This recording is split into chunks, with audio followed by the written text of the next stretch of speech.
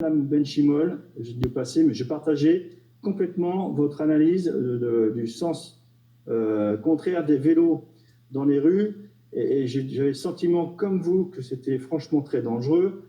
Et j'ai reçu, je pense, comme vous, l'association Saint-Vélo pendant la campagne, qui m'a fait exactement la démonstration contraire, en m'expliquant que justement, ils préféraient dans les centres à 30, des rues, pardon, à 30 km/h, d'arriver en face de véhicule et que c'était pour eux beaucoup moins dangereux que d'être dans une rue étroite et d'être avec un véhicule qui les doublait et qui pouvait les reporter sur le trottoir ou sur les voitures garées.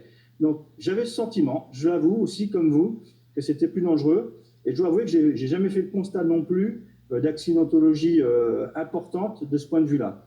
Donc voilà, je partageais votre analyse, je ne la partage plus aujourd'hui parce que j'étais convaincu par l'association Saint-Vélo. Je passe la parole à l'association Saint-Vélo également, mais je pense que sur ce point-là, c'est une analyse partielle.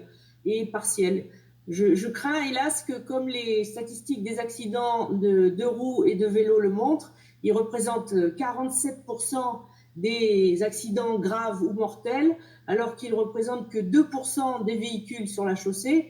Ça veut dire quand même qu'ils sont en beaucoup plus grand danger face aux voitures qu'inversement. Donc, de toute façon, il faudra revoir la question des vélos et de la circulation des vélos, non seulement dans la ville, mais sur la CDA, parce que les gens roulent de plus en plus à vélo, heureusement, mais c'est quand même extrêmement dangereux. Ça reste extrêmement dangereux pour les cyclistes.